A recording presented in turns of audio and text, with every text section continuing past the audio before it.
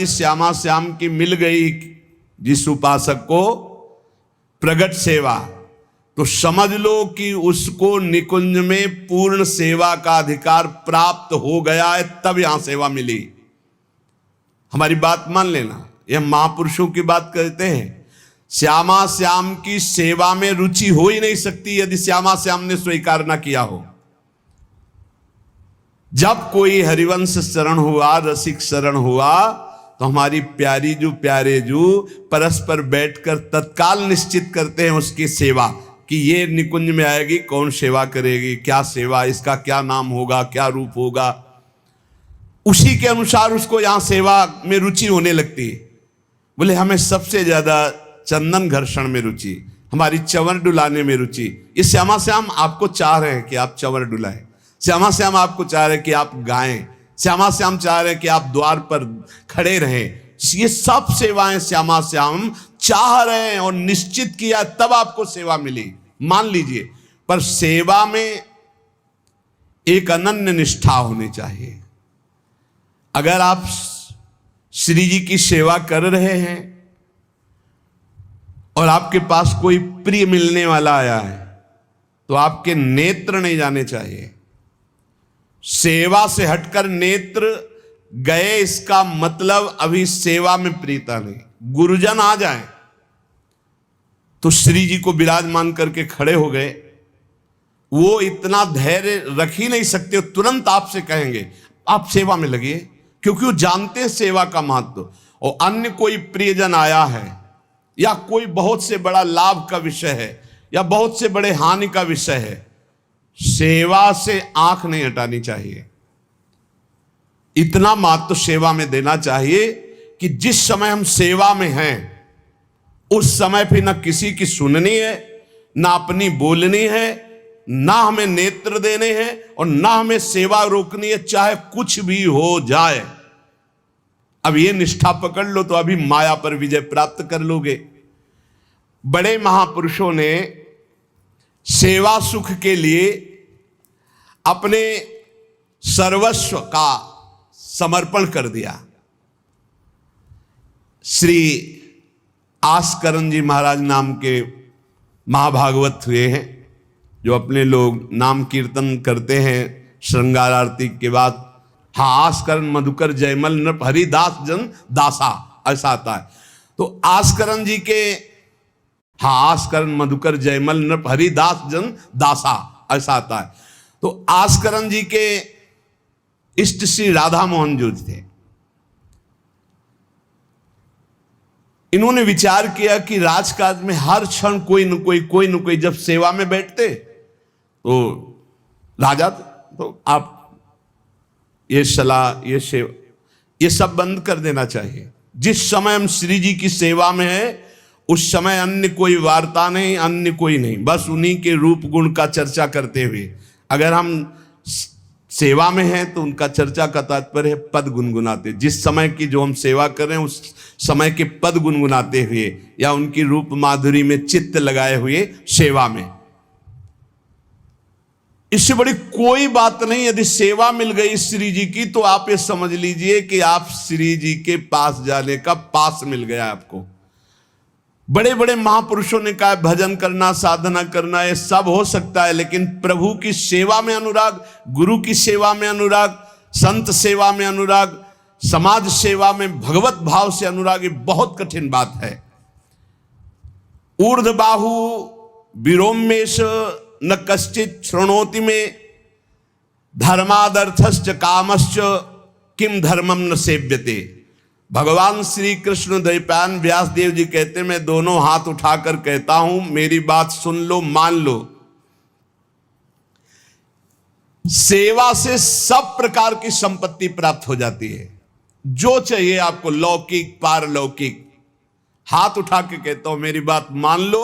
भगवान व्यासदेव जी कहते हैं जो सेवा धर्म है, भगवत सेवा, समाज सेवा भगवत भाव से की हुई सेवा, शब्द निष्काम होता है, जहां कोई कामना नहीं की जाती और प्रीत्यर्थ, जिसकी सेवा करें उसको सुख पहुंचाने का भाव, तभी सेवा शब्द सार्थक होता है। कोई भी ऐसी कामना नहीं जो सेवा से पूर्ण ना हो जाए। जो सेवा धर्म का आचरण करता है उसके संपूर्ण जीवन में आनंद ही आनंद, सुख ही सुख रहता है। और लोग कहते हैं धर्मात्मा को दुख मिलता है। तुम क्या जानो, तुम बाहरी बात देखकर कहते हो दुख मिलता है। हृदय आनंद में वो डूबता है जो किसी भी वैभव में, किसी भी सुख में, किसी भी अनुकूलता में नहीं होता। अभी आपने सेवा धर्म को स्वीकार नहीं किया। सच्ची कहते हैं, सेवा में जब ये शरीर जाता था तब भी किडनी फेल थी, 20 वर्ष से फेल है। कभी गुरु कृपा से एक दिन का भी चूक नहीं हुई और कभी जानने नहीं दिया कि शरीर में कष्ट है। 7 बजे से लेके कभी कभी 11 बजे तक सेवा का सौभाग्य मिलता, बिल्कुल कभी नहीं जानने दिया। बड़ी से बड़ी सेवा की जो आज्ञा हुई तो वही गुरु बल सब कार्य कराता था।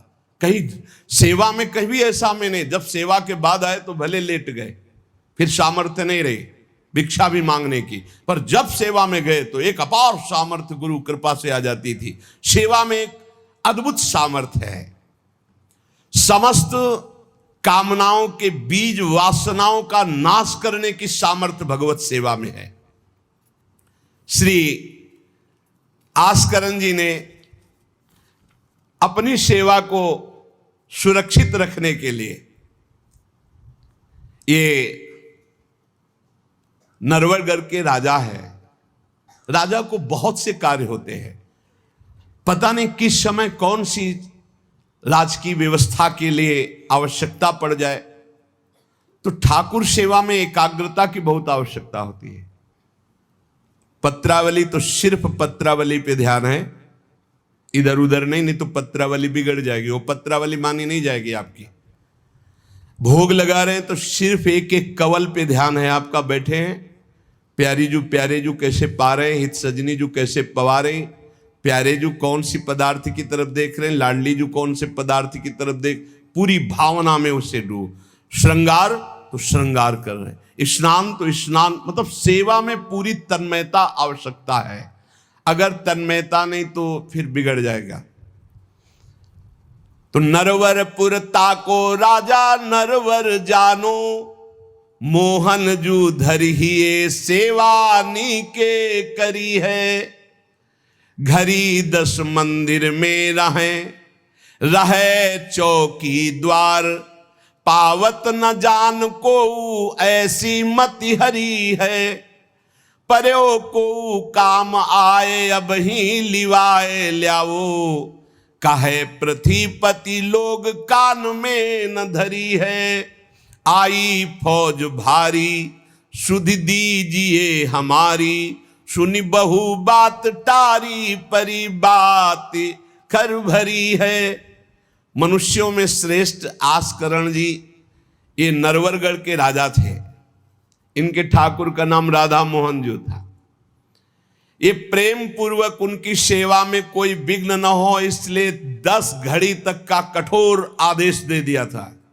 24 मिनट की एक घड़ी होती है, तो 10 घड़ी कितने हुए? 4 घंटे। 4 घंटे तक कोई भी अगर सूचना देने आया तो दंड प्राप्त करेगा, वो दंड उसको मिलेगा। 4 घंटे तक सूचना भी नहीं देनी है।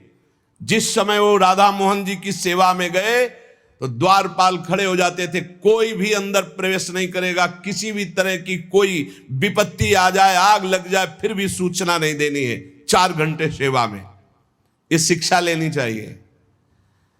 अपनी जब ठाकुर सेवा करें, हम कहते तभी करो, सब निपटा लो पहले फिर ठाकुर सेवा करो।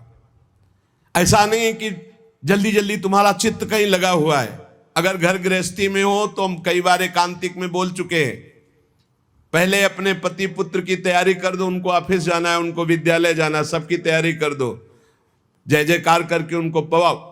फिर इसके बाद अपने ठाकुर को स्नान कराओ, ठाकुर को भोग लगाओ, निश्चिंत हो करके। चित्त वृत्ति बार बार दौड़ रही है, ठीक बात नहीं। अगर हमें कभी कोई और कार्य हुआ तो हम पहले वो कार्य करते थे, फिर राधा वल्लभ जी के दर्शन जाते थे, क्योंकि हम राधा वल्लभ जी के दर्शन में खड़े वही चिंतन करेंगे, वो उनके पास जाना है तो पहले उनके पास हुआ है, फिर अगर कोई कार्य है तो हम वो निपटा के तब जाएंगे। ऐसी सेवा में अन्य कोई वार्ता नहीं, अन्य कोई चिंतन नहीं, अन्य कोई हमारी क्रिया नहीं, केवल सेवा में तत्पर। इसलिए उन्होंने कठोर नियम लगा रखा था, 4 घंटे तक कोई सूचना भी नहीं देगा।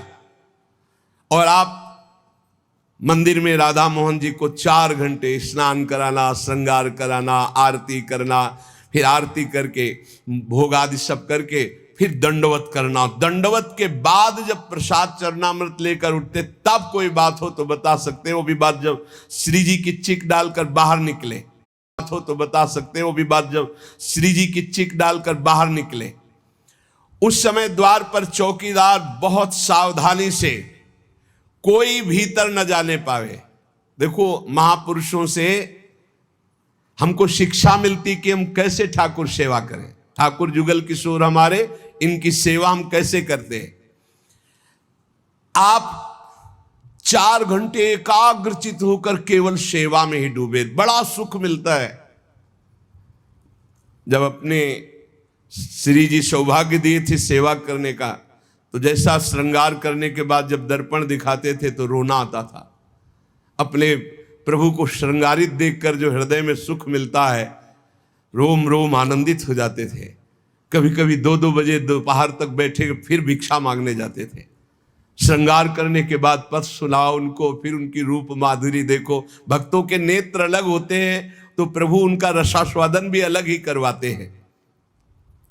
एक बार क्या हुआ, आवश्यक कार्य से नरवरगढ़ में दिल्ली के बादशाह का आगमन हो गया। बादशाह जो सैकड़ों राजाओं के ऊपर होता था, और ये नरवरगढ़ के राजा थे। उसने आज्ञा करी, जाओ आस्करण जी को हमारे सामने जल्दी लिवा करके लाओ। और आस्करण जी का नियम था, राधा मोहन जी के मंदिर में गए तो सख्त आदेश, कोई सूचना नहीं पहुंचाएगा। सब आस्करण जी के जो रक्षक थे उन्होंने मना कर दिया, नहीं महाराज, ये आपकी सूचना भी नहीं पहुंच सकती, 4 घंटे आ ही नहीं सकते आस्करण जी। उसको बहुत क्रोध आया, बादशाह हो, मैं आदेश कर रहा हूं, एक छोटे राजा के सेवक हमें जवाब दे रहे हैं। बादशाह ने आज्ञा का उल्लंघन, इससे बड़ा क्रोध हुआ और उसने बड़ी सेना बुलवा ली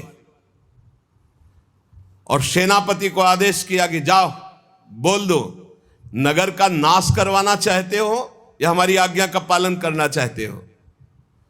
तुरंत आस्करण को भेजो, अन्यथा पूरी सेना बलात् नगर को नष्ट कर देगी और जबरदस्ती आस्करण को बंदी बना लिया जाएगा। बादशाह का आदेश, देखो परीक्षा होती। जब ये आदेश हुआ, सेनापति आया, निज दूतों से जो अंगरक्षक द्वारपाल, उनसे कहा, सबने कोई उत्तर नहीं दिया। 4 घंटे तक हम अपने राजा को सूचना भी नहीं दे सकते, जो तुम्हें करना हो करो। ये बड़ी बात है। बादशाह का हुक्म, बादशाह के सेनापति का हुक्म, सेवा में विघ्न ना पड़ जाए इसलिए कठोर नियम लिया था। पर सबके हृदय में घबराहट थी कि अब क्या होगा। जब बादशाह नाराज हो गया, सेना आ गई, सेनापति आ गए, अब क्या होगा। सेनापति ने बादशाह से कहा कि अब क्या हुक्म है, वहां से मना हो गया है। आपकी आज्ञा का उल्लंघन, हमारी आज्ञा का उल्लंघन, हमारा भय दिखाना सब व्यर्थ चला गया। कही कह पठाई, कहो कीजिए लड़ाई, सुनी रुचि उपजाई, चली पृथ्वी पति आयो है। पर्यो सोच भारी, तब बातों विचारी कही, आप एक जाओ गयो अचरज पायो है। सेवा करी सिद्धि साष्टांग होई के भूमि परे,